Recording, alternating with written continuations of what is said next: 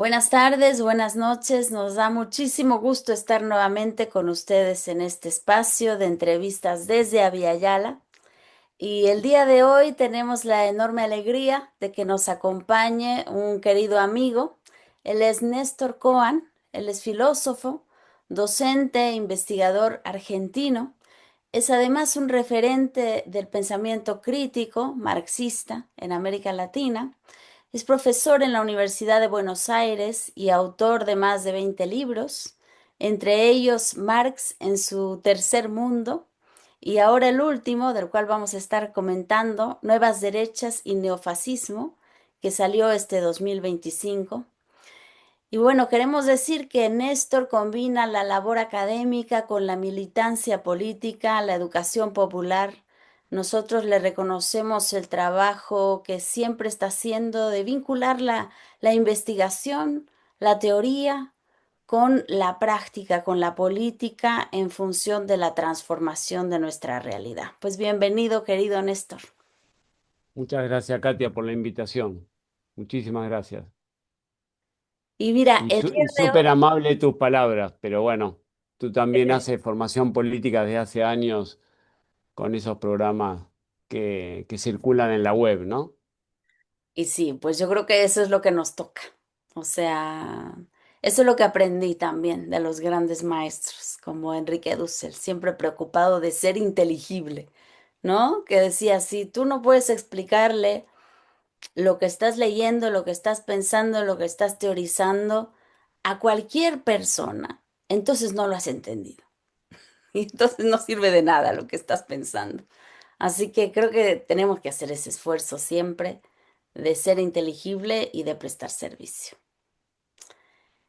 Y mira, el día de hoy te hemos invitado porque, bueno, tenemos un contexto que analizar, esta América Latina que nos da tanto que pensar y que también nos brinda enormes oportunidades para poder transformar y aportar hacia una nueva humanidad. Creo que desde acá se están pensando cosas nuevas, se están creando cosas nuevas, aunque eso no deja de ser siempre pues una estira y un aflojo, porque bueno, estamos ahí en ese trabajo de transformación. Y queremos conversar contigo sobre tu última publicación, sobre Argentina, sobre Venezuela, sobre las nuevas derechas. Y bueno, tu libro tan pertinente, pues en este contexto latinoamericano, en este contexto mundial también, con la emergencia de una derecha fascista que nos recuerda pues los momentos más tristes del siglo XX. Y bueno, Néstor nos dice que nuestra época está asignada por una crisis multidimensional, una crisis económica, ecológica, cultural, geopolítica, sanitaria incluso.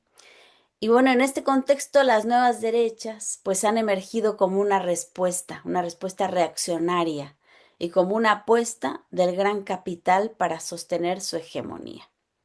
Queremos justamente que nos ayudes a pensar en qué consiste, cómo definirías, ¿no? Estas nuevas derechas, querido Néstor.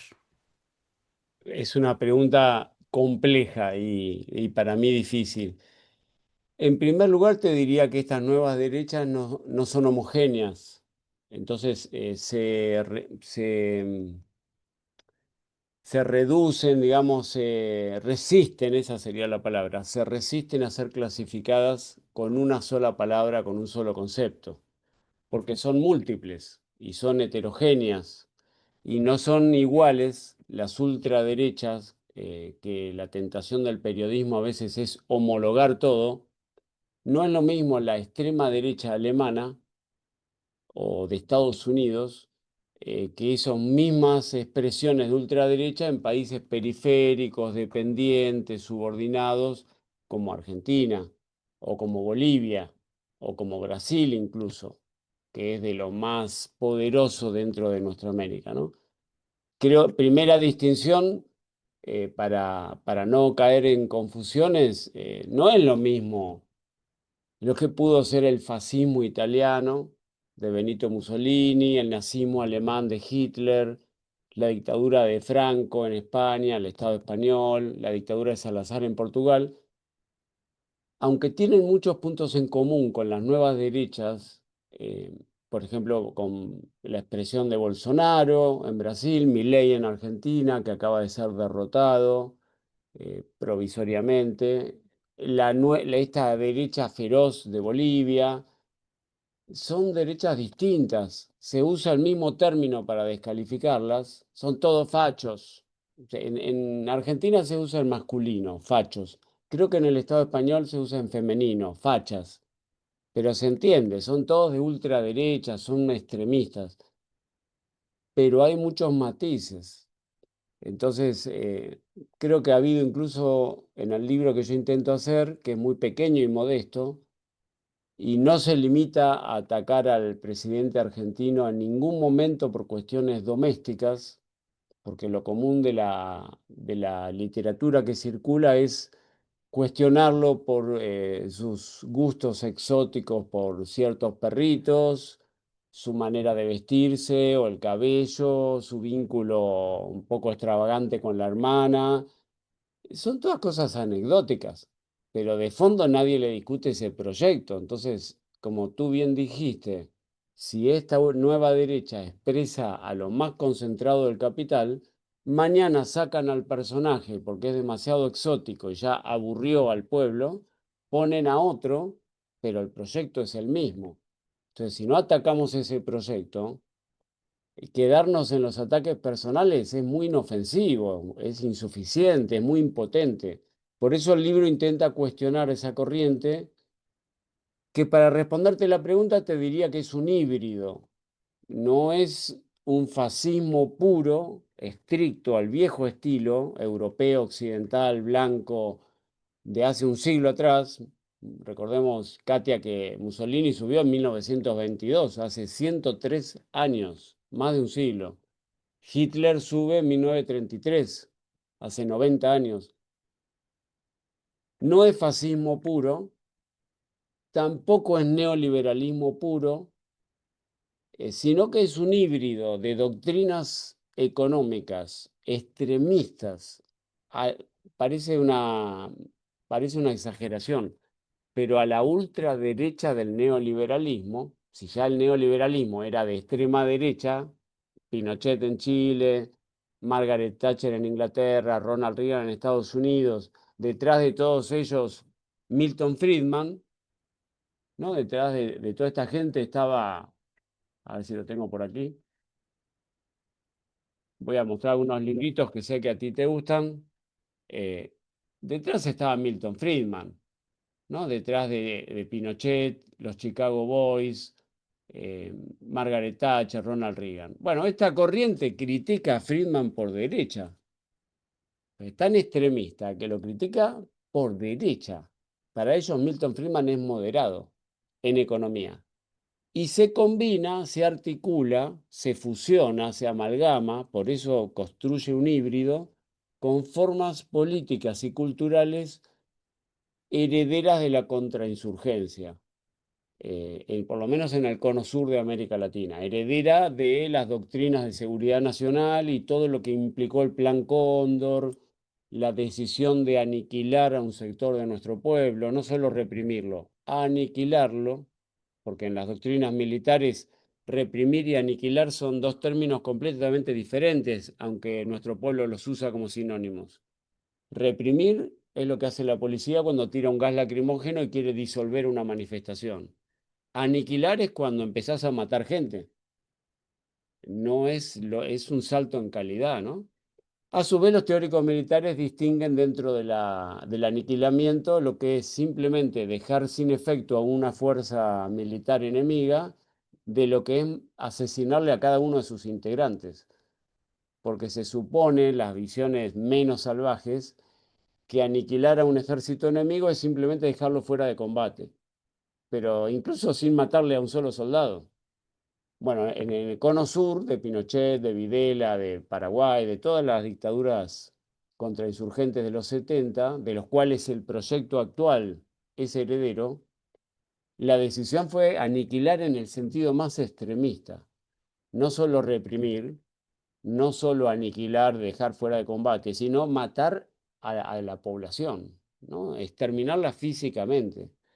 Bueno, esas estrategias de contrainsurgencia que remitían muchas veces al fascismo europeo, tal es así que en las salas de tortura se pasaban marchas militares alemanas, en la Escuela de Guerra de Argentina se pasaban noticieros de Goebbels, de los nazis alemanes, no había mucha metáfora, directamente eran nazis. En Bolivia, uno de los jefes de inteligencia era Klaus Barbie, un jerarca famoso de los nazis alemanes. En Chile hubo una colonia nazi tan grande, casi tan grande como la Argentina. En Argentina y en Bolivia hubo colonias croatas de los Ustacha, que eran los colaboradores estrechos de Hitler. Así que el fascismo en América Latina, sobre todo en América del Sur, tuvo una presencia muy directa, no metafórica. Pero esta nueva derecha no es estrictamente aquel fascismo de hace un siglo. Entonces, alguna literatura de moda que ha circulado por allí, como Chantal Mouffe, como algunos ensayistas franceses periodísticos, pero como son franceses parece que son la verdad revelada, ¿no? Si fueran mexicanos, argentinos, brasileños, nadie los leería. Terminan diciendo, bueno, esto no tiene nada que ver con el fascismo porque no usan el mismo uniforme que Mussolini, no cantan las mismas canciones que Hitler. Creen que el fascismo es una categoría ultra restringida, ¿no? Y a nosotros nos parece que esas miradas presuponen un eurocentrismo de las ciencias sociales, porque reducir las formas fascistas exclusivamente a 4 países de Europa Occidental y de determinada época, 1922, 1933, la derrota de ambos en el 45, la continuación de Franco y Salazar hasta mediados de los 70, reducir el fascismo exclusiva y únicamente a eso presupone dejar afuera todo el resto del mundo.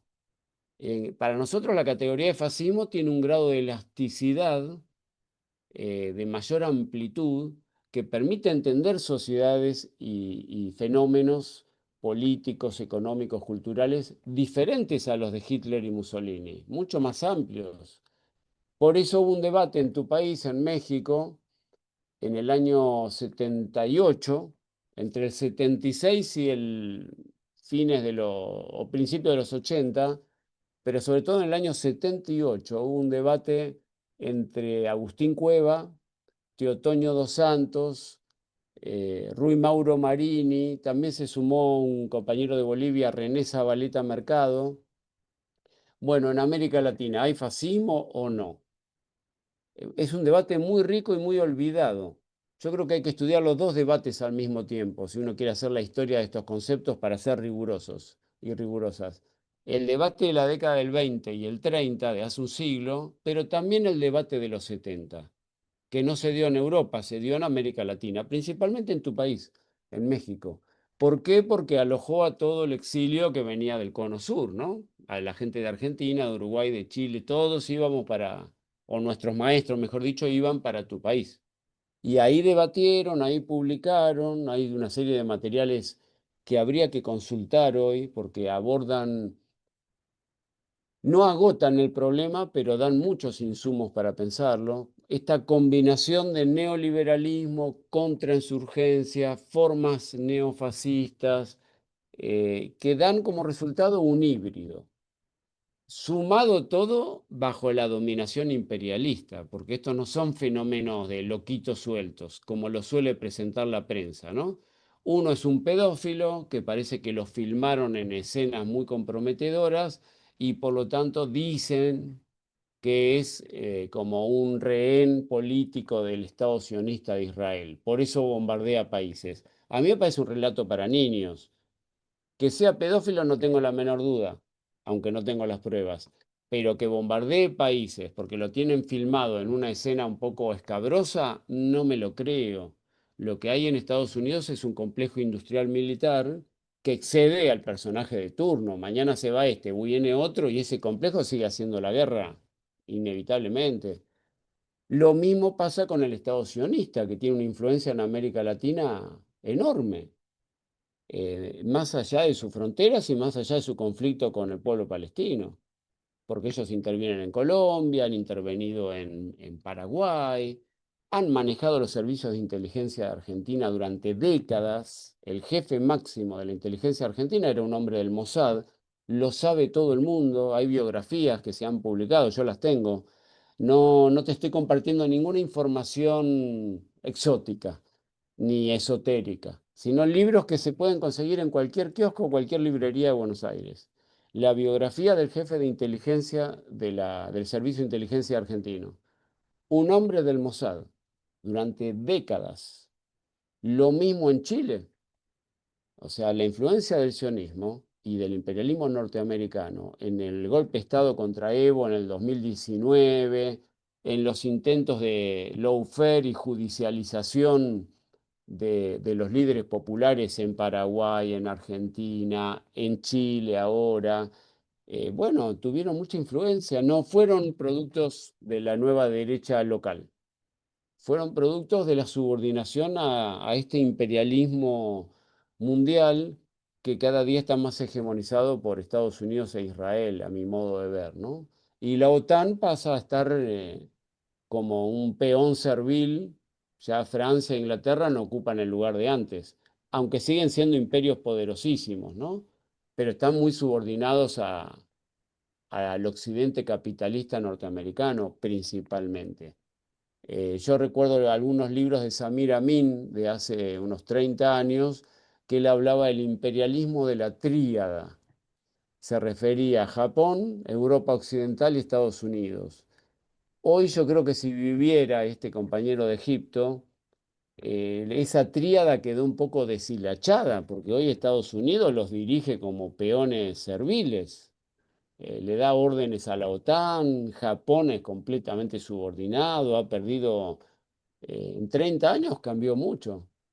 Y Estados Unidos ha logrado tomar el toro por las astas y el problema es que le surgen competencias, aparece un mundo multipolar, aparecen otros, digamos, hegemones y bueno, no quieren soltar la manija. Por eso viven en la guerra permanente, inundan el Caribe de buques con armamento nuclear, como hay en las Islas Malvinas, sin sin ninguna razón lógica. O sea, ese famoso cartel de los soles parece un capítulo, voy a hablar de mi generación, de Homero Simpson.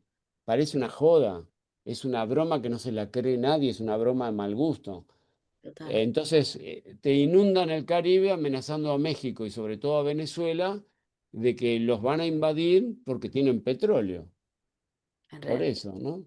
Entonces, ese es el contexto donde aparece esta nueva derecha, híbrido del neoliberalismo furioso, que se llama Escuela Austríaca, y el neofascismo político. Eso me gustaría justamente, aprovechando como todo el trabajo y la investigación que tú has hecho, a mí me gustaría que pudieras dedicar, ¿no? Un momentito a hablarnos sobre ese fundamento ideológico, ¿no? Sobre esa escuela austríaca de economía, ¿no? Sobre ese libertarismo y ver, ¿no? Estos actores que están detrás para poder un poco dibujar el escenario y entender, ¿no? Cómo es que aparecen, ¿no? Fenoménicamente estos personajes sosteniendo las cosas que sostienen, ¿no? Cómo se puede entender, ¿no? Que haya un Milei, ¿no? Que habla de apertura y que es tan amigo de un Trump que él habla de defender la economía, ¿no? Ujú. Por qué hay esa coherencia que se complementa? Sí, creo que hay dos corrientes del capital financiero internacional que manejan, según la ocasión, con mucho oportunismo y muy poca ideología, este juego de proteccionismo y libre cambio, ¿no? Cuando les conviene, son los reyes de la globalización, es el partido de la globalización. Liberar los mercados, tratado de libre comercio, hay que despedazar el Mercosur, hay que despedazar a los BRICS, hay que destruir todo lo que sea una barrera para la libre circulación de capitales.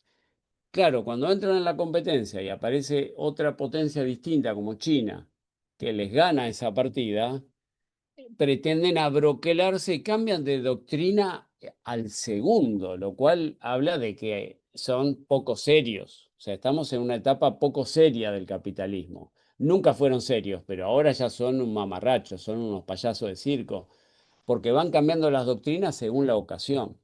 Y tú tienes razón, el presidente argentino, ¿sabe? Símbolo mundial de esta escuela austríaca, del ultra neoliberalismo, vamos a dinamitar los bancos centrales para que haya una canasta de monedas y no una moneda única. Esa es la gran crítica contra Milton Friedman, ¿no? Milton Friedman tenía una teoría cuantitativa del dinero según la cual para frenar la inflación hay que reducir la cantidad de dinero que circula. Para eso hay que reducir la emisión monetaria. Y para eso hay que quitarle dinero al hospital público, a los jubilados, a las jubiladas, a la escuela, a los chicos con discapacidad, etcétera. Esta nueva escuela a la que adhirió Milei, que no inventó nada Milei, repite y plagia, lo corre por derecha y dice, todo tu planteo cuantitativista presupone una moneda única en cada país. Entonces hay otro libro que le replica a Milton Friedman por derecha, que lo escribió un austríaco, Friedrich von Hayek, La desnacionalización del dinero, donde hay largas notas al pie de varias páginas cuestionando a Friedman, diciéndole: ¿y qué te parece si en lugar de una moneda única, sea el dólar, el euro o la que sea, hacemos una canasta competitiva de monedas y que predomine la que tiene más poder?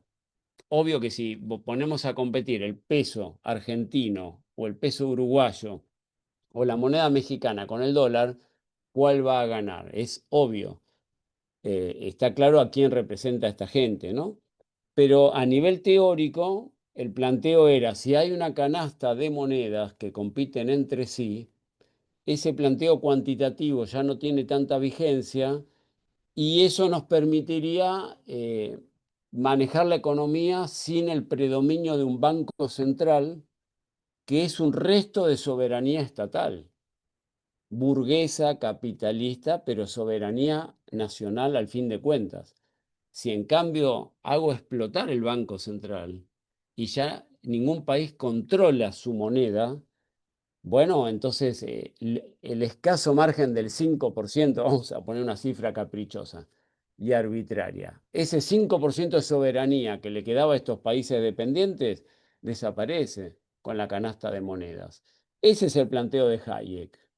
Eso es lo que en Argentina intentó hacer en la década de 1990 este señor, Domingo Cavallo, que luego intentaron llevarlo a Ecuador como asesor para dolarizar la economía de Ecuador. En la década del 90 él fue el gran ministro de Economía del presidente Menem, el neoliberal de Argentina. Ahora hay una serie en Netflix que romantiza todo eso y pone a estos personajes como gente simpática cuando eran nefastos, monstruosos. Pero él cuenta en su libro de memorias, entre otras cosas, una cosa que me pareció muy interesante, cuentan cómo lo reclutan en Harvard, cómo el capital financiero recluta a estos jóvenes latinoamericanos cuando uno sospecha. Yo mismo creía, bueno, Estados Unidos era un estado imperialista, pero tiene universidades de élite donde se van a formar gente seria. Él cuenta abiertamente cómo lo reclutan para trabajar al servicio del capital en la universidad de más prestigio, Harvard. Creo que es un dato no menor. Pero además cuenta cómo integró a otro personaje al gobierno de Menem, que era muy reacio a entrar, con este mismo argumento que yo te acabo de decir, la desnacionalización del dinero, las canastas de monedas. Y el personaje que incorporó al gobierno de Menem es este, Álvaro Alzogaray. No sé si se ve bien, que es uno de los que introduce en Argentina esta corriente de Ludwig von Mises y compañía ya desde la década del 50, después del golpe de Estado contra Perón, después de haber bombardeado la Plaza de Mayo en 1955 contra la población civil y haber asesinado a un montón de gente. Mi mamá estuvo a milímetros de ser asesinada, se salvó la vida de casualidad. eh, Eso es algo personal que tengo, ¿no? Pero bueno, esta gente después del 55 introduce a la Argentina en el FMI. Y ellos traen en 1959, 4 años después de ese golpe de Estado, a Mises, a Ludwig von Mises, a la Argentina, quien da 6 conferencias en la Universidad de Buenos Aires. Malísimas, todas contra Marx. Malísimas. O sea, si las leyeras, Katia, te morís de risa, porque es un ignorante que no podría aprobar una materia de la preparatoria. Pero bueno, lo traían como un gurú. En la década del 90, este señor Alzogaray, que fue ministro de Economía de un montón de golpes de Estado, estaba muy reacio por su antiperonismo a integrarse al gobierno neoliberal de Menem. Domingo Cavallo, este que fue a estudiar no a Chicago, sino a Harvard, por lo tanto le permitió mezclar las doctrinas de Milton Friedman con las de Hayek y Mises, convence al Alzogaray de que entre al gobierno de Menem con ese argumento. Lo cuenta acá en este libro. Porque en la serie de Netflix te ponen toda una historia erótica, muy novelesca. Por ahí existió el erotismo, la historia de dormitorio, pero el fundamento teórico, político, económico era otro. Cavallo lo convence al Sogaray que con la convertibilidad, que era un peso equivale a un dólar, un disparate que no se lo cree nadie, pero lo sostuvieron durante años y el pueblo argentino todavía tiene nostalgias de esa época. Con ese argumento, Cavallo le dijo al Sogaray, integrate a este gobierno porque estamos aplicando las doctrinas de Hayek. Y estamos dejando atrás, con la posición de la canasta de monedas, las tesis de este otro señor famosísimo en Argentina, que es José Alfredo Martínez de Oz, ministro de Economía de la dictadura más sangrienta del Cono Sur, del general Videla y del almirante Macera. Bueno, él era un discípulo directo de Friedman, de Milton Friedman. A su equipo económico lo llamaban los Chicago Boys. Bueno, él no era solo un economista técnico, él era un estratega contrainsurgente. Esto es importante recalcarlo y es una tesis fuerte del libro. Ninguno de estos personajes eran técnicos de economía, sino eran estrategas político-militares y lo expresan. Todo lo que vamos a hacer, Martín Nedos lo dice abiertamente. La insurgencia, ¿de dónde sale? De los sectores populares. ¿Dónde están los sectores populares? Por ejemplo, están en las fábricas. ¿Cómo podemos derrotarlos? Y vamos a desindustrializar la Argentina. Y usan una metáfora militar. Le vamos a sacar el agua al pez. Que esa metáfora aparece en todos los manuales de contrainsurgencia. Entonces, estos economistas que se supone que hablan de fórmulas matemáticas y la cantidad de dinero y la balanza comercial y la cuenta capital y el PBI, no, estaban planteando problemas estratégicos, cómo derrotar a los sectores populares radicalizados, latinoamericanistas, lo que triunfó en Cuba, lo que triunfó en Venezuela, bueno, cómo impedir que eso triunfe en Argentina. Hasta ahora lo impidieron. Pero entonces Martínez de Oz sí seguía casi al pie de la letra a Milton Friedman. Un núcleo muy pequeño de economistas del gran capital se abren hacia el final de la dictadura militar, que son básicamente tres, si no recuerdo mal. Uno era el mismo Álvaro Alzogaray, el otro era García Benzulce padre, nombres que fuera de Argentina quizás no signifiquen nada, y el tercero era Venegas Lynch. Tres miembros de la alta oligarquía argentina, de las élites burguesas más reconcentradas, se separan de Martínez de Oz y lo critican por derecha.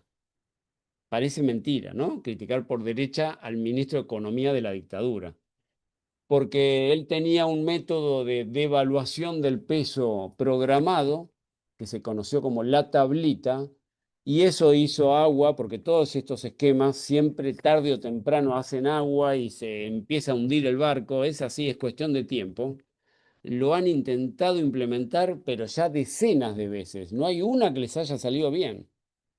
siempre con el argumento de que nosotros venimos a frenar la inflación. Nunca la pueden frenar y dejan al pueblo desempleado, muerto de hambre, en fin. Martínez de Hoz también le pasó lo mismo, y eso que gobernaba con una dictadura, fracasa. Entonces, los más duros, austríacos, no Milton Friedman, sino partidarios de Mises y Hayek, se abren, lo critican por derecha. De ahí sale toda esta escuela que luego va a ser Cavallo, que va a ser un montón de personajes de segundo orden que en una entrevista como esta yo te los menciono, pero no quieren decir nada fuera de Argentina. López Murphy, Melconian, Sturzenegger, un montón de personajes berretas, eh, de muy baja calidad, no aportan nada, hasta llegar a Milei. Conclusión, Milei es como el nieto de esta corriente contrainsurgente que empieza en la década del 50 en Argentina, tiene su auge más furioso en los 70, de la mano de los campos de concentración y la dictadura, luego reaparece en los 90 con el sistema de privatizaciones de Cavallo, que apelaba a esta supuesta canasta de monedas de Hayek, para rematar en el proyecto actual, pasando por Macri, ¿no? Esto es Macri recargado. Bueno, por suerte ayer ha sido derrotado en las urnas, que no significa nada, pero un sector importante de nuestro pueblo le dio la espalda y por fin le puso un límite. Yo no creo que a través de las urnas exclusivamente va a cambiar la Argentina, perdón por ser sincero, pero como tengo un poco de experiencia de historia de nuestro país, solamente ganando una elección en Argentina nunca se cambió nada, pero es un signo positivo de que un segmento de nuestro pueblo empiece a tomar distancia de esta escuela terrorista, extremista, pro-norteamericana, pro-sionista, enemiga de los pueblos originarios, que hacen la apología de todo lo peor. Se ríen de la defensa del ecosistema, atacan a las mujeres, son racistas, o sea, todo lo malo de una película de terror, bueno, está concentrado ahí. Todo lo malo. Cualquier cosa que te desagrade, esta gente lo defiende. Es así. Tú hablas en tu libro sobre la importancia de recuperar la memoria histórica antifascista, ¿no? El marxismo crítico y las experiencias de organización popular en América Latina. Y creo que tenemos que profundizar justamente y que hoy en día es lo que está faltando, porque como bien dices, no es solamente ganar una elección, sino que lo que hace falta es construir una alternativa, ¿no? Que no se limite solamente a resistir, sino que realmente plantee un proyecto emancipador en medio de esta crisis civilizatoria.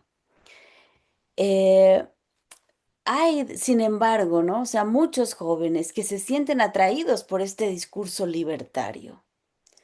No hay, por otra parte, claramente un proyecto, o sea, un proyecto alternativo. Entonces, ¿cómo podemos, por un lado, digamos, como izquierda, ¿no? Disputar este terreno, el terreno que ha construido esta nueva derecha con su discurso, con todos los medios de comunicación?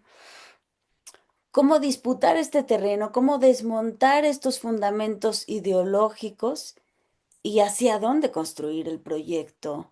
Un proyecto que además pueda ser, digamos, un imán, ¿no? Porque nos hacen falta las juventudes, ciertamente. Sí, es uno de los grandes desafíos en nuestro país, porque en Argentina, por lo menos, y creo que en el Cono Sur, durante años hubo una especie de himno popular que era de Violeta Parra, una cantante chilena. La cantaba también esa canción Daniel Biglietti de Uruguay, que vivan los estudiantes, porque los estudiantes, o sea, la juventud es sinónimo de todo lo puro, lo bello, lo noble, lo idealista, la antítesis de Lo lo crítico, mediocre, digamos, ¿no? lo crítico, lo emancipatorio, digamos, las rebeldías.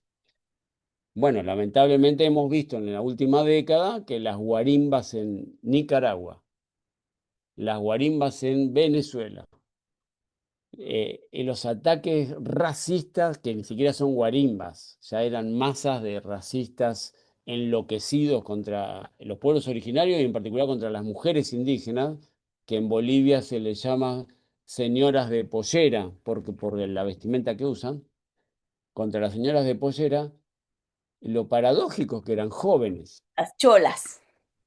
entre otras, eran jóvenes. O sea, yo lo vi entidades indígenas de Bolivia, por ejemplo, guaraníes, que están entre Bolivia y Paraguay. Es un pueblo se extendió en el sur de Brasil, Paraguay, Bolivia, Argentina, Uruguay. Bueno, es un pueblo culturalmente muy poderoso, con un idioma muy persistente, etcétera. Eh, yo vi esas instituciones guaraníes incendiadas, las tengo filmadas por ahí, y no las incendió un grupo de marines drogado estadounidense, las incendiaron jóvenes de Bolivia, ganados Juventudes por el racismo, ¿no? Y cruceñistas. que, ¿cómo? Las juventudes cruceñistas, por ejemplo. Exactamente, de Santa Cruz de la Sierra, muchos de orígenes croatas, pero no es una cuestión solamente étnica, sino que hay ahí una base social que se formó en la universidad, porque además no son masas analfabetas, son muchachos y chicas universitarios, formados en el fascismo. De la misma manera que los encontré en barrios acomodados, para decirlo con un eufemismo, de Caracas, gente formada en la Universidad Central de Venezuela, de un antichavismo furioso, escuálido, pro Miami. Bueno, entonces de golpe lo que tú dices es fundamental. Siempre la juventud, el Che Guevara decía, esta es la arcilla con la que se va a construir la nueva subjetividad, las canciones de Violeta Parra, las canciones de Biglietti, de Mercedes Sosa, era casi un lugar común de nuestra cultura, de nuestro folclore, de nuestros textos, por no hablar de los manifiestos de la reforma universitaria, donde la juventud siempre era el protagonista, ¿no? Julio Antonio Mella, hasta el libro El Ariel de José Enrique Rodó, el uruguayo, se lo dedica a la juventud. Hay un texto de 1896 de Leopoldo Lugones, un escritor modernista, que se llama Paso a los jóvenes. Creo que nuestra América se adelantó como mínimo medio siglo al Mayo francés, defendiendo el rol de la juventud a la cabeza de los cambios. Pero lo que tú dices es cierto y no es pesimismo, es realismo. ¿Qué pasa? Que hoy en día no solo no están a la cabeza, sino que más bien estamos planteándonos cómo recuperar a esa gente que ha sido traccionada por corrientes de la ultraderecha, ni siquiera corrientes socialdemócratas moderadas. Yo creo que es el gran desafío. En el medio se nos coló, se nos metió la revolución comunicacional, las pantallas, los celulares, otra forma de comunicarnos donde la letra escrita no es el eje, ¿no? Donde leer un libro entero es algo muy exótico. Yo tengo un amigo que ganó premios haciendo montaje y él me decía en el cine, incluso en el cine comercial, dice, no te das cuenta la velocidad del montaje que hay hoy, de la rapidez con que tienen que cortarse las imágenes y los sonidos, que incluso te puedo estar mandando información sin que tú la registres. Y él es profesional de eso, ganó el premio Goya en España de montaje. Y me decía, la velocidad del montaje acelera las percepciones y neutraliza el pensamiento crítico, porque para poder tomar distancia, simplemente que me surja un signo de interrogación, lo que me están diciendo es verdad o es una fake news.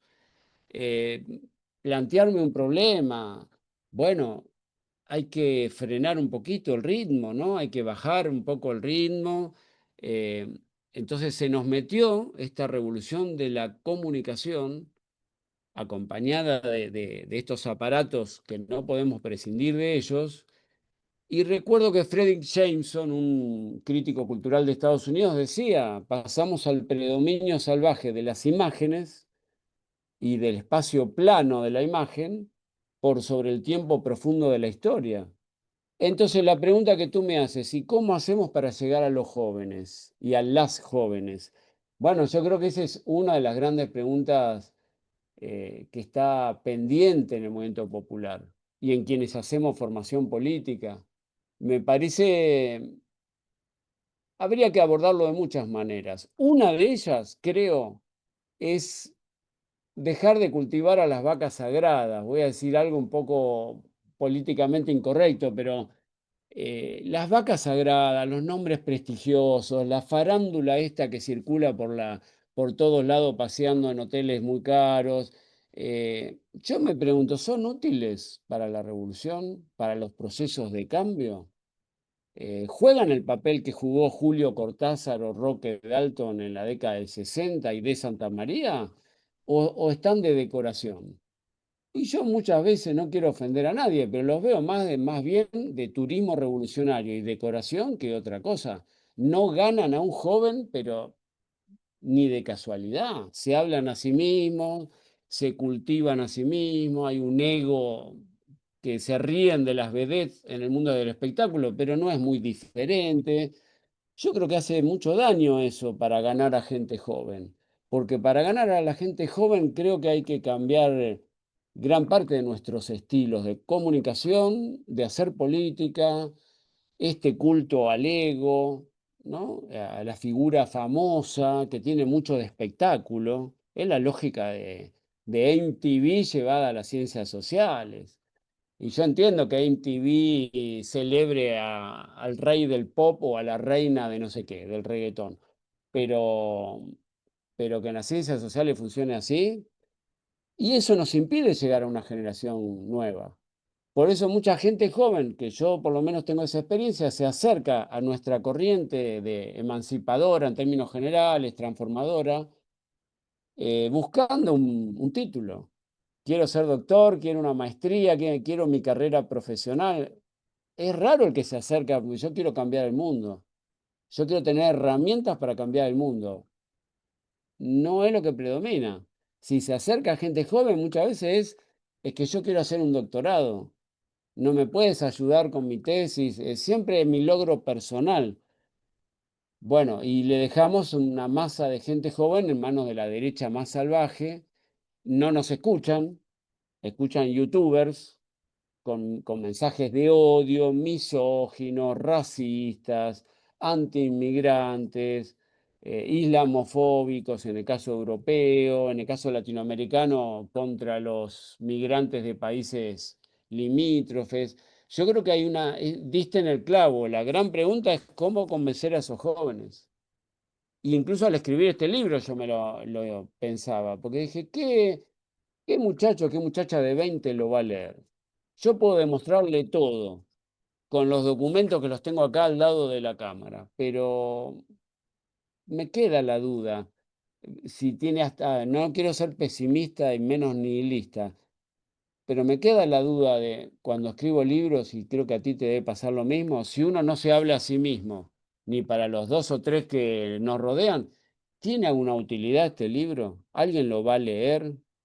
Mira, yo te voy a dar un ejemplo. Yo puedo demostrar que en este libro, que se llama Liberalismo, que lo escribió Ludwig von Mises, él apoya el fascismo de Benito Mussolini. No es un ataque infundado, una exageración de un zurdo de mierda, la izquierda woke y todos los insultos que el presidente Milei nos suele dedicar día a día. No, no, no, esta es la fuente original. Este es el libro original de Ludwig von Mises, el padre intelectual de Milley. El original es de 1927. Yo te puedo decir incluso la página para el que dude.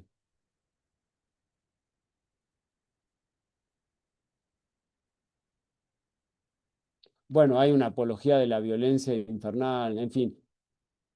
No importa, no quiero perder tiempo, pero acá hay una, que en el libro está citado, el párrafo entero, una celebración del fascismo de Benito Mussolini por parte de la escuela austríaca. Y no fue un error que cometió Mises en el año 1927, 5 años después de que Mussolini tomara el poder. un año después de que Antonio Gramsci ya estuviera apresado. O sea, 5 años después ya todo el mundo sabía lo que era el fascismo. Y él lo celebra, lo aplaude, lo apoya. El fascismo salva a Occidente, viva el fascismo. Este es uno de los padres de la escuela austríaca, ¿no? Te puedo decir, 50 años después, Hayek, su discípulo, apoyó a Pinochet, se sacó fotografías con el general Pinochet, apoyó al general Videla. Pregunta, Katia, y que yo lo demuestre con las fuentes originales y le cite en el libro dónde apoyan al fascismo, no es una acusación gratuita cuando los llamamos neofascistas. No, apoyan al fascismo abiertamente. Me queda la duda, ¿algún joven, alguna joven va a cambiar su manera de pensar por este libro? Yo tengo mis serias dudas. Por ahí estoy un poco pesimista, pero me queda la duda. Yo igual voy a seguir en la misma de siempre, pero eh, esa pregunta que tú haces es una pregunta vital, de fondo. ¿Cómo llegar a la gente joven? Yo no sé si hoy un libro los convence. Fíjate que hay un documental que yo quiero recomendar también a todos los que nos acompañan aquí, que se llama El siglo del yo. No sé si tú lo has Uh, visto, de Adam Curry, 4 horas, que tiene como 4 horas, parte. muy bueno, muy Es un bueno. documental excelente porque justamente nos habla de cómo es que teóricamente se produjo, ¿no? Sistemáticamente un egoísmo, ¿no? Un autocentramiento del individuo que nos impide justamente salir a la política. O sea, que nos convierte, ¿no? De haber sido como consumidores incluso, de pronto nos convierte en el producto mismo. O sea, el ser humano hoy en día, eh, y se ve, por ejemplo, en los niños, ¿no? Que uno va a la calle y ves a los niños con celular ya. O sea, qué capacidad de poder reflexionar, de poder pensar, de poder tomar un libro, terminar un libro, ¿no? Tendrá ese niño en el futuro. O sea, de poder desarrollar algún pensamiento crítico. O sea, es como si hubiese el plan, ¿no? De vaciamiento de la subjetividad, de manera que ese vaciamiento implica justamente una inmovilidad, o sea, un abandono del ser sujeto. Lo que vamos teniendo, ¿no? Hoy en día es como el convertir al ser humano realmente en una cosa, o sea, en una cosa que tú puedes mover, que tú puedes manipular. Sí. Y eso es como el sueño, digamos, más oculto y que embriaga, ¿no? A los grandes poderes, que el ser humano se vuelva completamente Descartable. descartable y, sí, manipulable. Al fin, que desaparezca como sujeto. Ese es como el gran drama, ¿no? Y frente a eso, es decir, no solamente tenemos como que construir el proyecto, o sea, hacia dónde va la humanidad, sino que hoy en día tenemos que en el camino incluso salvar a la humanidad, de ser humanidad. O sea, va, Totalmente de va acuerdo. como a la par, ¿no? O sea, no es solamente como la utopía al final del camino, sino quiénes seremos nosotros los que podamos construir. Es que de pronto uno voltea como alrededor, ¿no? Y ves esa juventud que está completamente metida en las redes sociales y que ha abandonado el sueño, ¿no?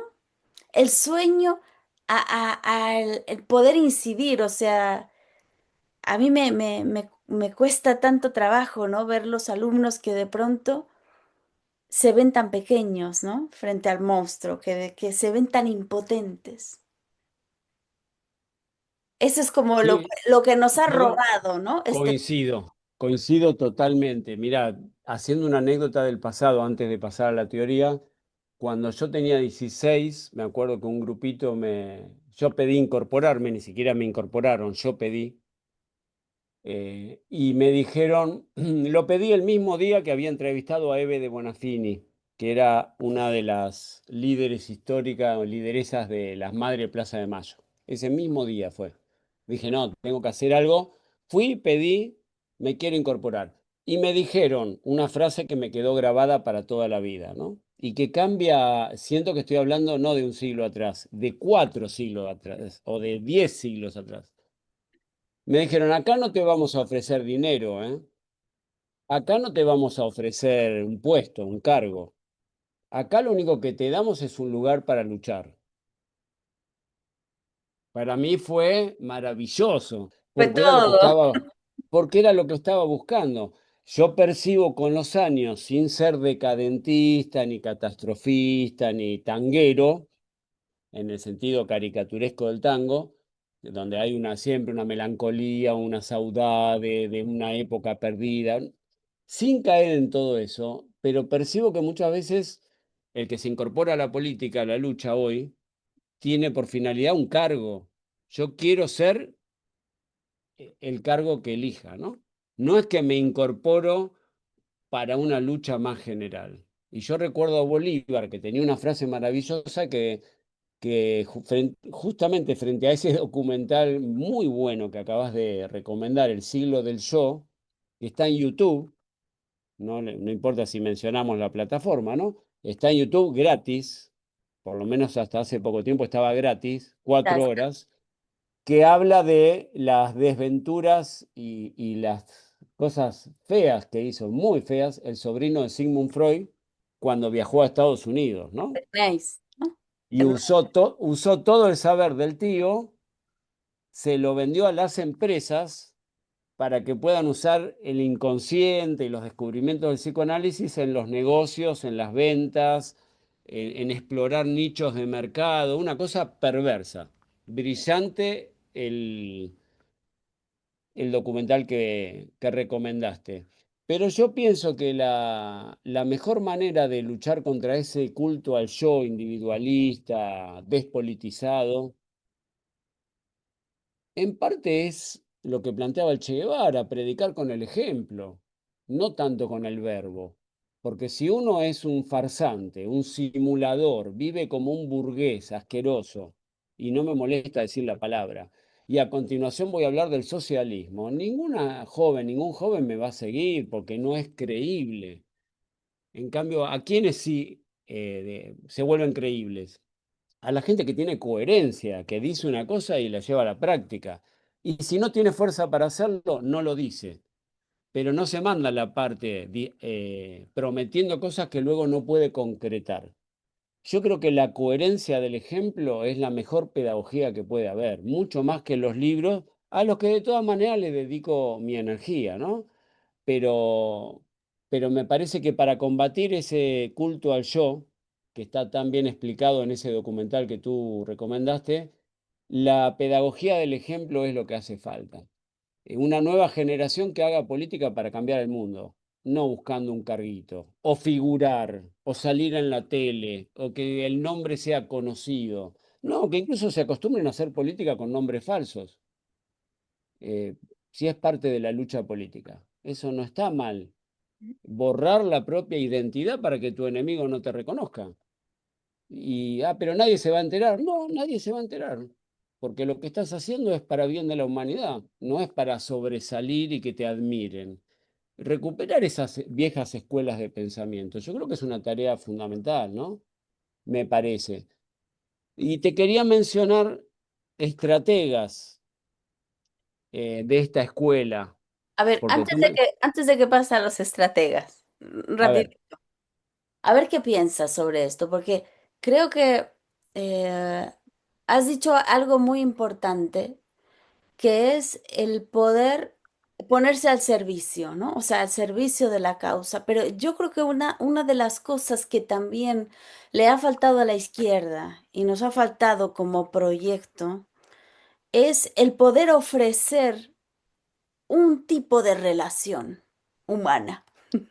Y que yo creo que eso sí puede hacer la diferencia. Porque digamos, la izquierda, ¿no? Está a lo mejor pensando demasiado como en la cuestión estratégica.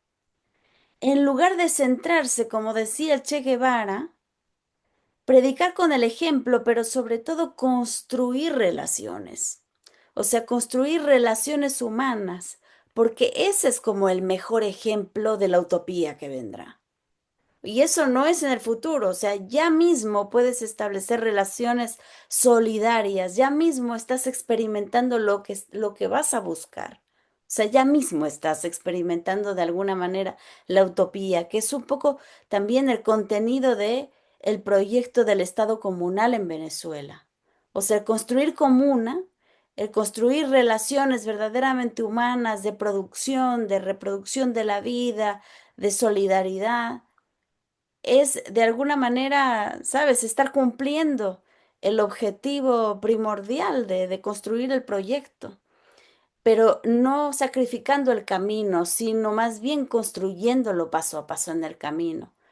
O sea, yo creo que también el individualismo, ¿no?, al que nos invita la derecha, por una parte, ¿no? Como, o más bien al que no nos invita, porque más bien nos forza, o sea, nos lleva por ahí de manera forzosa. eh, Nos implica un vaciamiento y nos vamos perdiendo como humanidad.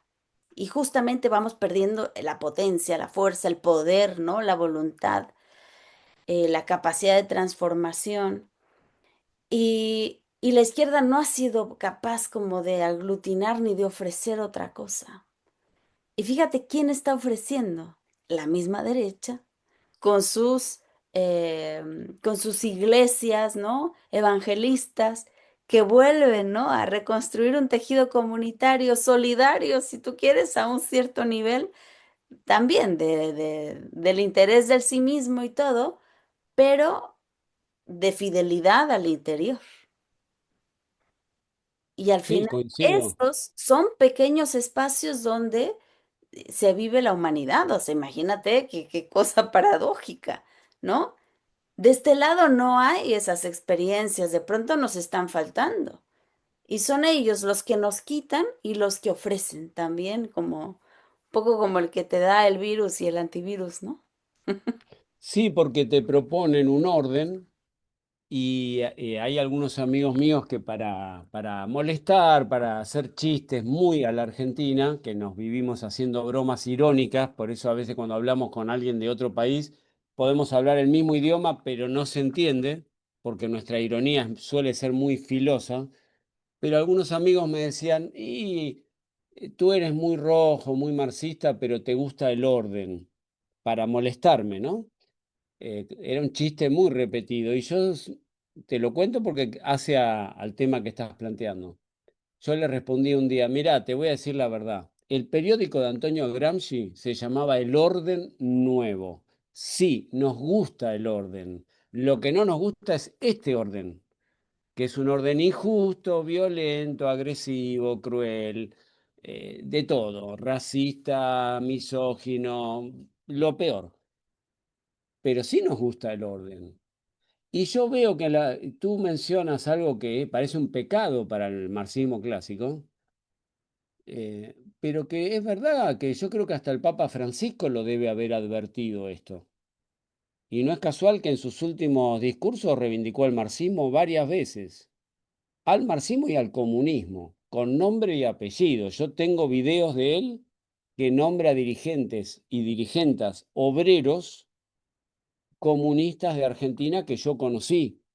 Así que no estaba hablando en abstracto, hablaba de gente de carne y hueso. Raro que un papa de una iglesia universal defienda el marxismo y el comunismo en el 2025, ¿no? 24. Pero creo que hasta Francisco lo advirtió, sin ser marxista. Las iglesias, estas alternativas, tú lo has resumido de una manera brillante, le dan un orden, en el buen sentido de la palabra, a las familias. Si hay droga, sacan a alguien de la droga, el otro es alcohólico, lo rescatan del alcohol, no, pero hay una de las hijas que es prostituta, bueno, le consiguen un empleo. y tratan de ordenar, yo lo he visto, porque yo vivo en un barrio popular y acá a 20 cuadras de mi puerta hay una iglesia de esas, que es famosa. Así que lo veo en mi propio barrio. No me lo tienen que explicar ni lo tuve que leer. Y veo cómo ponen un orden en el lumpenaje. Entonces se acaba el... No, no terminan con el sistema porque no es su finalidad, pero al menos a nivel familias se acaba la droga, se acaba la violencia al interior de la familia, la prostitución, más o menos empieza a funcionar el núcleo familiar, lo cual genera una lealtad luego hacia esa iglesia que es a prueba de balas. Porque bueno, a partir de que entramos a esta iglesia, ya mi marido no me pega más, mi hija abandonó la prostitución, mi otro hijo no se droga, no me voy nunca más de esta iglesia, porque me ha dado esa especie de comunidad en pequeño. No tienen un proyecto de comunidad a nivel ni regional, ni nacional, ni menos continental, ¿no? Pero no es simplemente la manipulación superficial de la gente. Hay un núcleo de verdad ahí que si los marxistas no lo ven, estamos fritos. Porque algo de eso, yo coincido, lo tenemos que ofrecer nosotros y nosotras. Ese orden en el buen sentido, que significa... Lo curioso es que de este lado, muchas veces, por comprar agendas posmodernas, sobre todo gringas, se identifica que toda idea de familia es totalitaria, opresora, tener hijos te convierte... la persona que tiene hijos pasa a ser Videla o Pinochet, es un monstruo. ¿Seguro? O sea, no creo que sea tan así. El que no tenga ganas, que no los tenga. El que tiene ganas, que los tenga.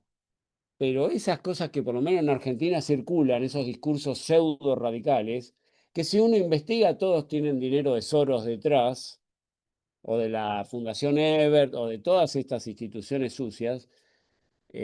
Por eso yo descreo de esos discursos.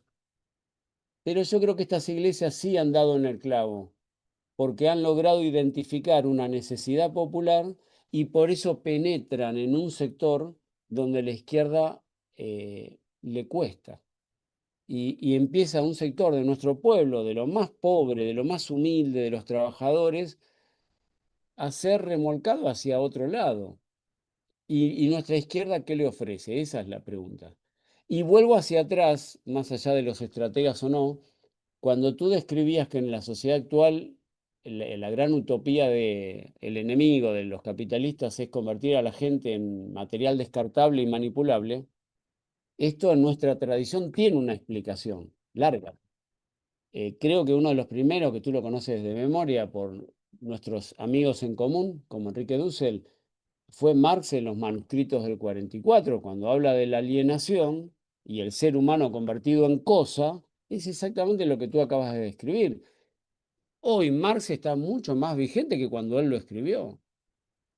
Y pasando en el tiempo, para no quedarnos solo en los abuelos, Kinkelhammer, otro compañero más cercano a nuestra época, aunque también más grande que nosotros, él hizo una crítica en un libro, Crítica de la razón utópica, de los núcleos centrales de lo que hoy está de moda. Yo no recuerdo el año, pero tiene como mínimo 35 o 40 años ese libro. Crítica de la razón utópica, que se consigue gratis en internet. Él analiza ahí el corazón de lo que mueve a Milei, de lo que mueve a los libertarios de Chile, a Vox de España, etcétera. Entonces, desde Marx a Hinkelhammer, hay mucha gente que estudió esto. Creo que uno de los últimos libros de Hinkelhammer se llamaba Totalitarismo de Mercado, ¿no? Y Exacto. tú conoces de memoria la obra de Dussel sobre la filosofía política, la crítica de esta racionalidad del mercado. O sea, en nuestro haber, en nuestra tradición, sobran producciones que lo expliquen. La joda, ¿cuál es? ¿Cómo llegar a ese público joven que tal vez no vea un programa de una hora, porque ve más de un minuto, no lo ve, porque se ha transformado la percepción con esto que te digo de la rapidez del montaje? Bueno, el enemigo ha sido muy hábil, ¿no?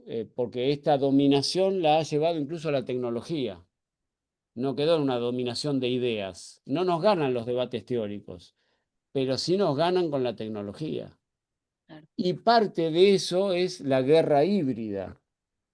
Por eso yo te quería mencionar que la guerra híbrida que está tan de moda hoy es hija de este autor, que es Liddell Hart, que escribió la teoría de la aproximación indirecta, la estrategia de la aproximación indirecta. Esta es una edición anterior, las dos son del ejército argentino. Y en esta edición, la verde, la más antigua, dicen, con esta estrategia le ganamos al movimiento revolucionario en Argentina. O sea que no son tonterías. Esta escuela es la que es la nave madre de la doctrina de las guerras híbridas, donde se combinan las bombas, las invasiones, los barcos con arsenal nuclear, con ONGs que cooptan intelectuales, con páginas web, con el control del algoritmo. ¿Cómo combinar esas dos, el poder fuerte y el poder soft?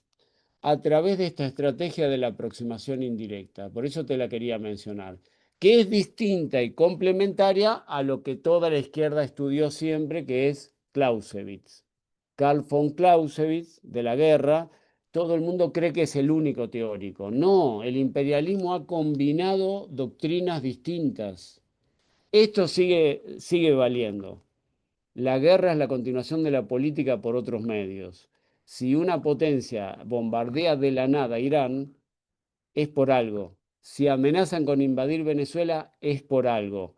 Clausewitz vale, pero también vale Little Heart, porque los mecanismos que usan no son solo tirar bombas, sino también la guerra psicológica, desmoralizar al enemigo, desinformarlo, y estas políticas económicas de shock, que es lo que intentó hacer Milei, siguiendo a toda esta escuela, Mises, Hayek, Alzogaray, Martínez de Oz, Caputo, Cavallo, etcétera, la política de shock para que el pueblo esté tímido, para que el pueblo esté temeroso, para que el pueblo esté desmoralizado.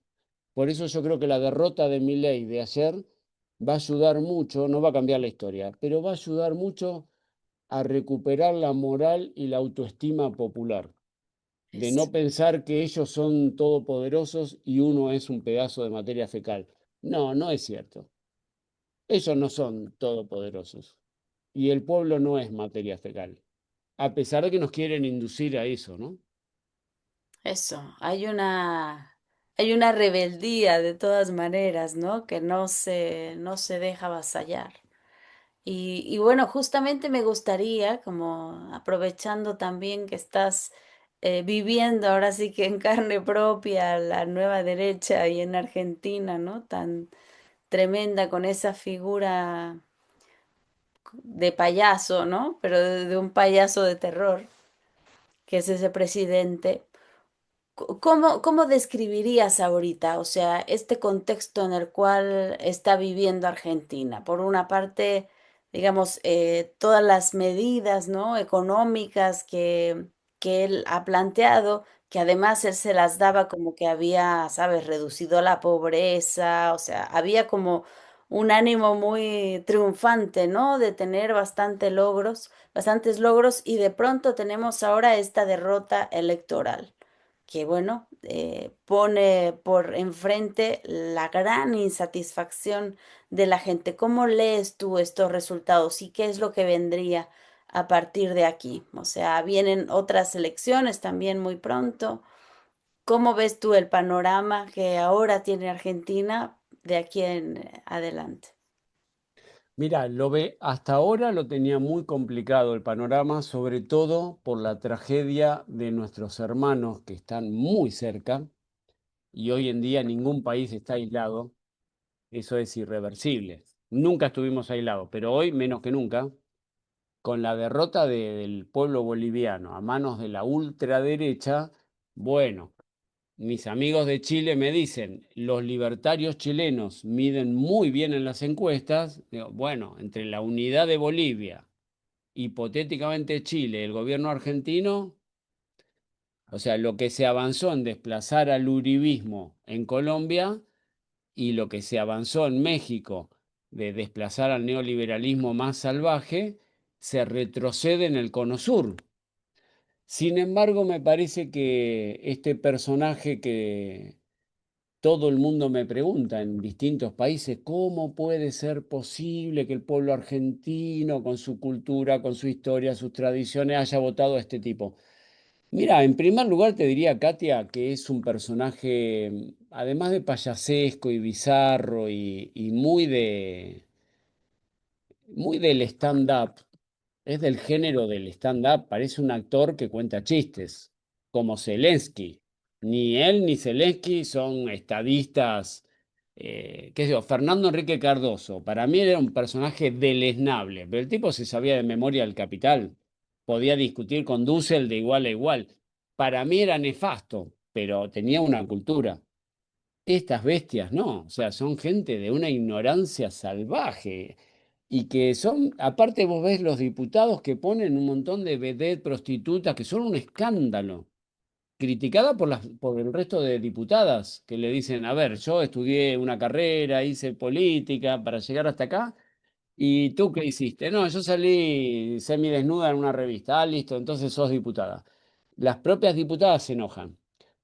Pero la pregunta es por qué nuestro pueblo lo apoyó, porque a mí me parece que tenía un componente plebeyo que lo cultivó a propósito, probablemente asesorado por alguien, no creo que haya sido un invento de él, así como gran parte de sus ataques al socialismo los toma, te los menciono, de Mises, librote contra el socialismo, sus ataques contra Marx lo toma de Mises, librote contra Marx, sus ataques contra el socialismo los toma de Hayek, que si no estoy mal informado le regaló al Papa, el Lo cual presidente es mucho, Milei.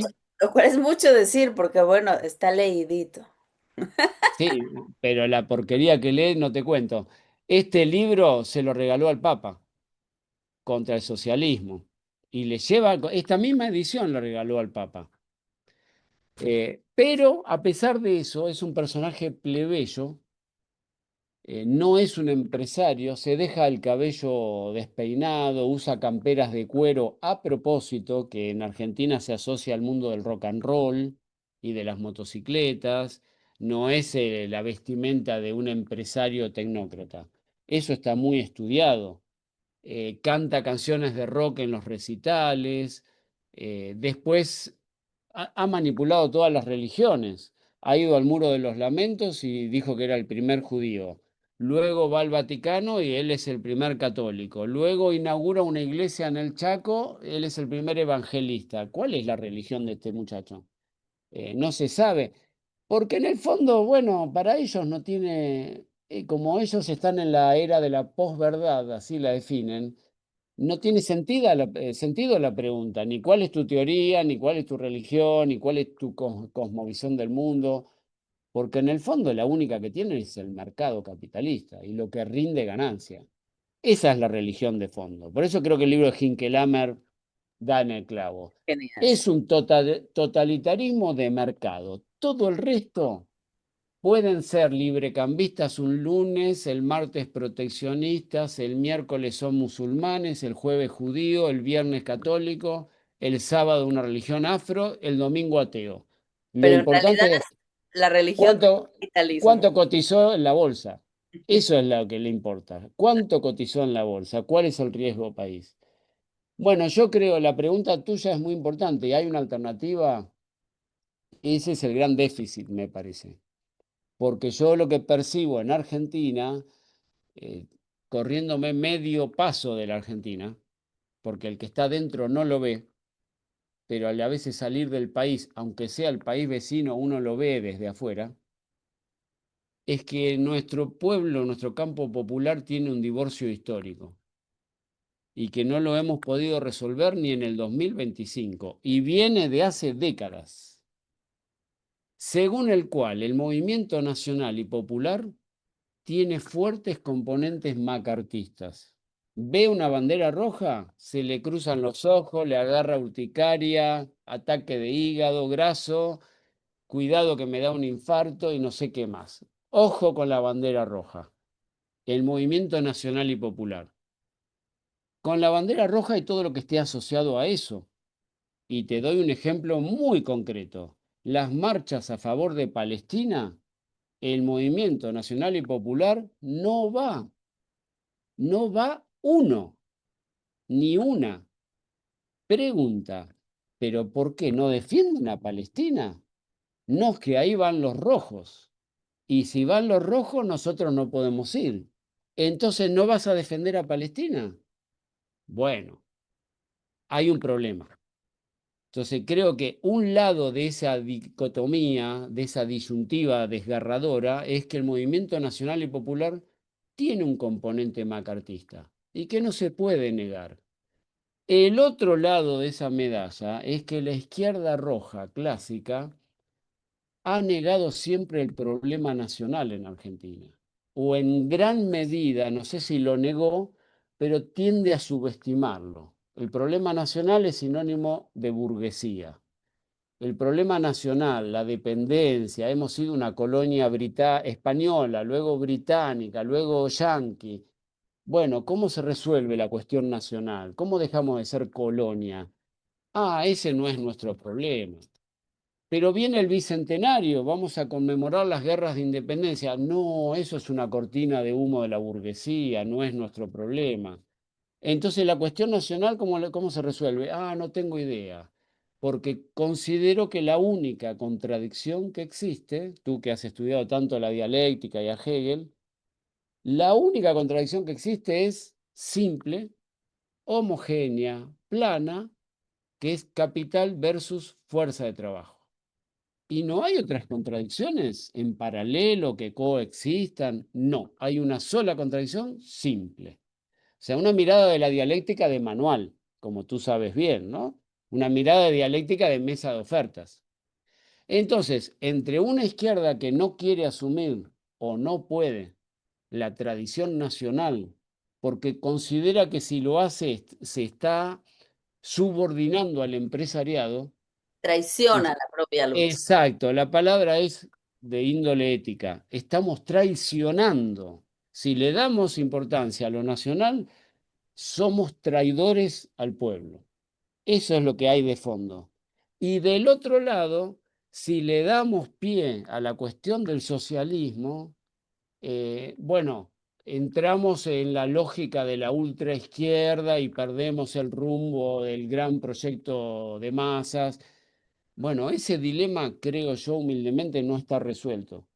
Tal es así que durante décadas, cada 24 de marzo, que en Argentina se conmemora el aniversario del golpe de Estado del 76, siempre hemos hecho movilizaciones, décadas. Y siempre ha habido, Katia, como mínimo dos movilizaciones. Recién en el 2025 pudimos hacer una movilización única, porque el enemigo es tan feroz que nos unificó. Pero hasta el 2025 estaba la marcha color celeste y blanca, que son los colores nacionales, y estaba la marcha color roja, que es la izquierda marxista. Pregunta, ¿no hay ningún punto de convergencia sin abandonar esas identidades? Aparentemente no se han podido construir. Sin embargo, yo tenía un maestro que decía, haciendo un balance del genocidio del 76, las cabezas de la izquierda se unifican en Argentina en la canasta del verdugo, porque a la hora de matarnos nos matan a todos por igual. Entonces, en los campos de concentración, ahí se termina uniendo la izquierda, pero después toda la vida enfrentados. Y este enfrentamiento lleva décadas, no es del mes pasado, no lo inventó Milei para nada. Bueno, yo lo veo como una dificultad, si es que queremos apostar. No sé hacia dónde fue tu pregunta, porque tú tienes una muy fuerte formación teórica, aunque también eres militante política, pero si uno lo piensa en términos políticos, si uno apunta al poder, no a ganar 3 diputados, 2 concejales, un ministro y cambiar a un señor presidente, si uno apuesta al poder, que siempre ha sido la propuesta de fondo, ¿no? Bueno, alguna vez habrá que resolver este enigma. porque mientras que el campo nacional y popular vaya por un lado y la izquierda roja vaya por el otro, el poder lo va a tener siempre la derecha. O sea, la burguesía, los millonarios, los capitalistas, llamarlo como quieras, BlackRock, Techin, Pérez Compán, no sé, el nombre que le pongas. Los ricos lo van a tener. Si vamos por alguna vez por el poder, supongamos que durante los próximos 15 años no tenemos fuerza, pero dentro de 20 años tal vez, por lo menos imaginar a futuro una estrategia de poder. Yo creo que cualquier estrategia de poder en Argentina tiene que dar cuenta de este problema. Pero bueno, nos han instalado que vivimos día a día. Hoy lunes estamos contentos con la elección del domingo. Ya el miércoles nadie se va a acordar. El martes de la semana que viene ya va a haber otro escándalo de corrupción. Y vamos día a día, pero los problemas de fondo no se los plantea a nadie. Y si se los plantea es alguien como tú, más ligada a la teoría, a la escritura, a la filosofía, pero hay como un divorcio entre la gran teoría y la militancia política, ¿no? Claro. Yo por lo menos percibo eso. La gente que está en política es abnegada, es luchadora, está dispuesta a todo, pero no se plantea los grandes problemas. Y los que por ahí se plantean los grandes problemas, después no quieren militar, no van a una movilización, no hacen huelga, no se arriesgan. Hay un divorcio también entre la academia y la política. Es Pero yo verdad. creo que has dado en la pregunta central. ¿Cómo llegaron y cuál es la alternativa? Bueno, yo creo que ese es el gran signo de interrogación. ¿Cómo llegaron está más claro? ¿Cuál es la alternativa? Es lo que está más difuso para mí. Y hoy en día, digamos, ya para ir cerrando, que ya nos fuimos de tiempo totalmente, pero bueno, creo que es una pregunta también importante. Porque cuando vemos estas contradicciones al nivel, ¿no? De país, por ejemplo, de Argentina, que está viviendo esta situación tan dura y que falta un proyecto político que no se ve como en adelante, cuando uno lo ve también a gran escala, a nivel de las relaciones internacionales, a nivel de la geopolítica, también estamos como en una situación en la cual digamos, hay resistencias claras y ahí está, por ejemplo, Venezuela, ¿no? Ahí está Irán, ahí está la misma Palestina. Pero tú, ¿cómo ves, o sea, este escenario en función de avanzar hacia un nuevo proyecto civilizatorio? Es decir, porque eso es como lo que tú señalas en tu libro, o sea, la crisis que tenemos hoy es una crisis civilizatoria. O sea, no es una crisis de un sistema económico, de un problema ecológico. O sea, la crisis es mucho más honda. O sea, venimos viendo esto también. Tú has citado, ¿no? Varios autores que han trabajado este tema, el mismo Enrique Dussel, Hinke Lammert. Em, o sea, qué alternativas tú ves ahora mismo? O sea, en cuanto a proyectos políticos situados que realmente estén planteando avanzar hacia una nueva humanidad, una humanidad, como decían los venezolanos. Mirá, yo distinguiría dos dimensiones. Uno, ¿cuál es el momento actual? Y el momento actual es de resistencia, como tú bien planteaste, eh, de crisis multidimensional.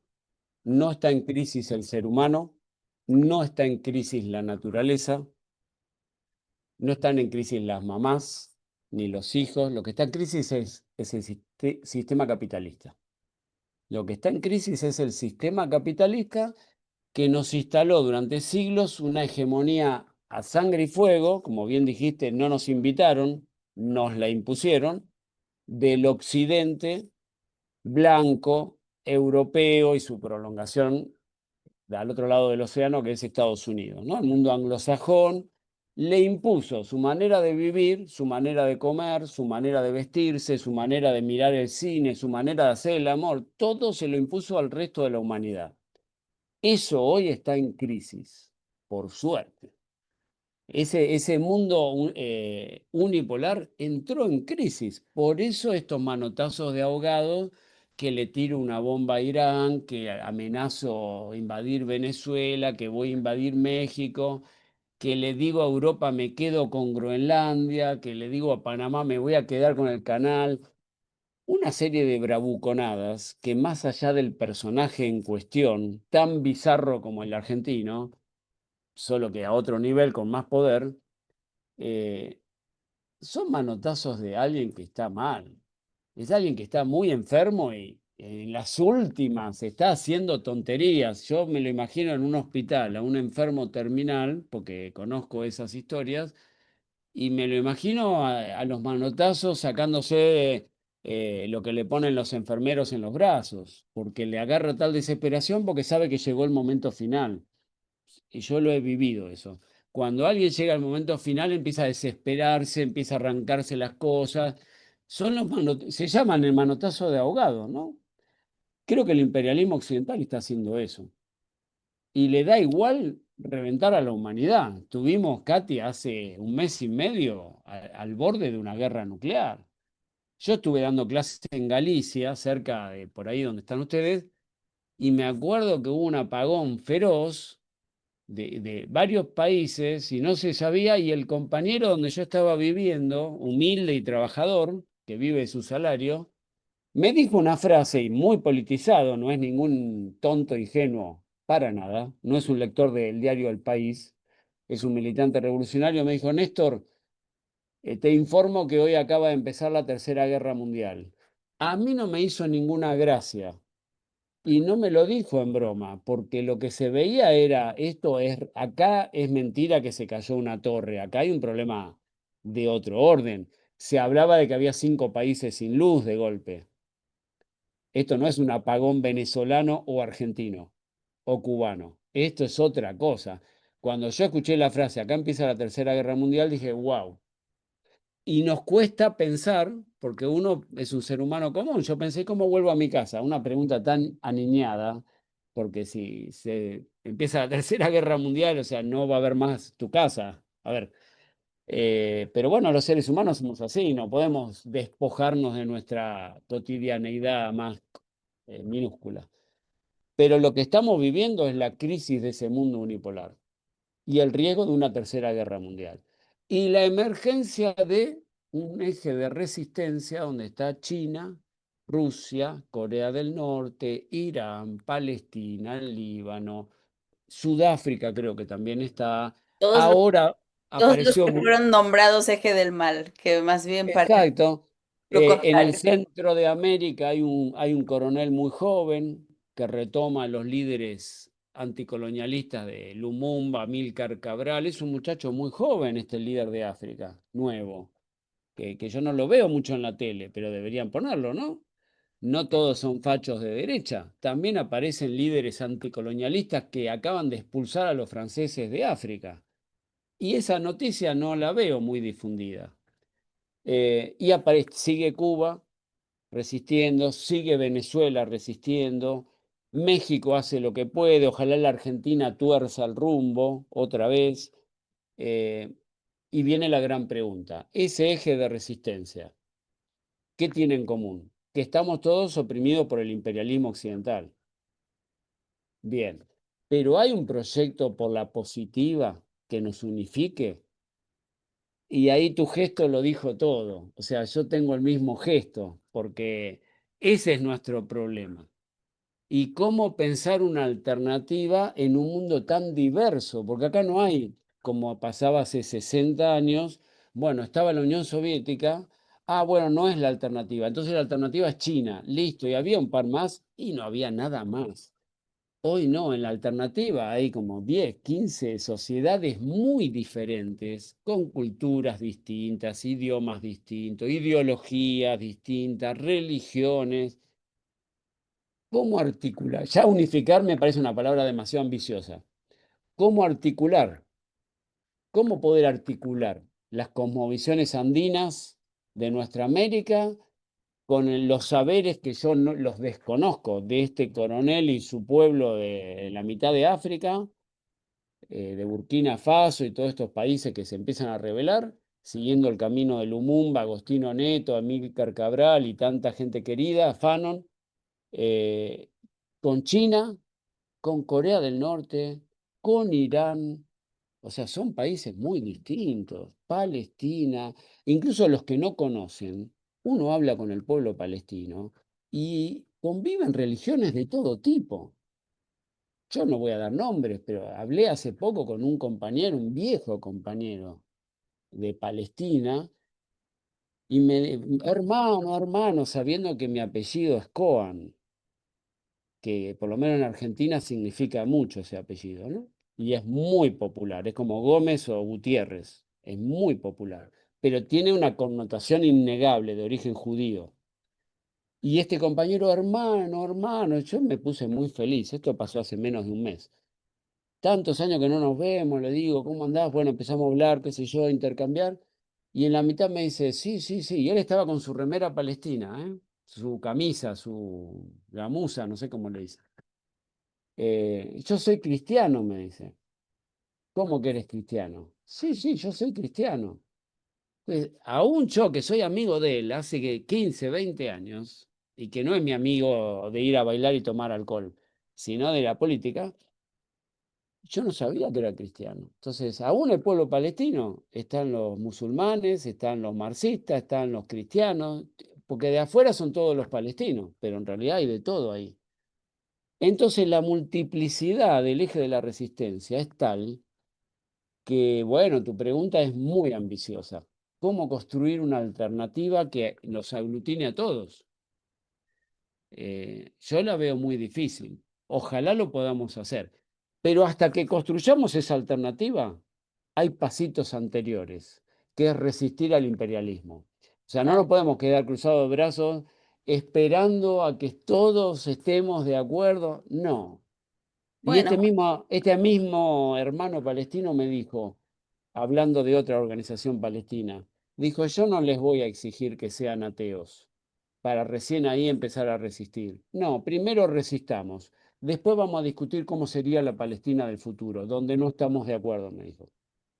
Bueno, para mí, yo me quedé calladito y escuché en silencio, pero esa es la respuesta. Primero resistamos, después si podemos ponernos de acuerdo en cuál es la alternativa y después más o quizá menos, lo que vendría es la lucha por la soberanía. Creo que ese también es un proyecto en el cual todos estamos de acuerdo. yo creo que la alternativa es tan rica y diversa que no te podría decir es por acá, No, no, pero es porque como un comienzo, digamos, como un no, comienzo eso es de la innegable. No, resistencia. nos negamos a ser colonias. Exacto. Nos negamos a que un loco, porque una mañana se levantó de mal humor, nos imponga, o sea, quiera barrer a un pueblo completo para hacer hoteles de lujo. Eso es un disparate acá y en el Saturno. Porque no estoy diciendo tontería, es lo que dijo el presidente de Estados Unidos que pensaba hacer con Palestina. Un resort. Hoteles de lujo. Y entonces, y la gente que vive ahí, ah, Que no se importa. vaya. Yo creo que hoy se cuidarían más a los perritos y a los gatitos que a la propia gente de Palestina. Porque yo tengo amigos que llevan a los perros y a los gatos al veterinario, le cuidan los dientes, le ponen vacunas, cuidan más a los animales que a las personas. Entonces no podemos estar subordinados a eso. Entonces comparto que un punto en común de esa resistencia es nos negamos a ser colonia. Pero yo creo que debería haber muchos más puntos. El Claro. tema es para dónde avanzar incorporando, aglutinando, que nadie quede afuera, sin excluir. Bueno, yo creo que es un debate infinito.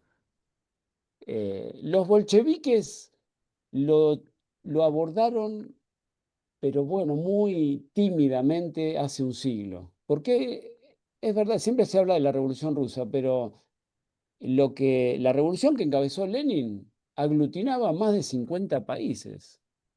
Ni siquiera hablaban el mismo idioma, no se entendían ni siquiera el idioma. Las religiones, ahí estaban los musulmanes, los mongoles, los judíos, los eslavos, ni siquiera se entendían en qué idioma hablaban. ¿Cómo hicieron una revolución sin entenderse en el idioma? No lo entiendo. Pero se plantearon este debate, hubo un congreso en Bakú, en Azerbaiyán, en 1920, hubo más de 2000 delegados de todo el mundo, Inglaterra se opuso, usó aviones de combate igual que ahora, y barcos de combate y bombardeó delegaciones, mató gente de Persia, que es lo que hoy sería Irán, pero se juntaron en Bakú, o Baku, no sé cómo se dirá, no sé hablar ruso, en Azerbaiyán. Ahí estuvo presente John Reed, el periodista de Estados Unidos. Hay una película que hizo Warren Beatty, que era un galán de Hollywood hace 40 años, tipo Brad Pitt, viejo, que se llama Reds, Rojos. Actúa Jack Nicholson, Warren Beatty, que es el que la escribe, y Diane Keaton. Hasta hay un triángulo amoroso, tiene un componente de novela, pero él habla de la revolución bolchevique y habla del Congreso de Bakú, donde se juntaron todos los asiáticos, africanos, todos los que no eran blancos. Eso pasó hace 100 años, así que tu pregunta, hace 100 años que la intentamos resolver. Pero bueno, en esa época creo que fue muy ingenua. Fue la primera, es como los primeros pasitos que da un niño, ¿no? Bueno, ahora hay que seguir caminando, pero eso sigue pendiente, esa pregunta sigue pendiente. ¿Cómo construir un proyecto en común para todas las resistencias siendo tan diversas? Sí. Pues muchísimas gracias, querido Néstor. Gracias a ti, Katia, gracias. Que te he pasado de la hora, pero bueno, valió la pena. Ha sido un diálogo muy enriquecedor. Muchas gracias. Te súper agradezco.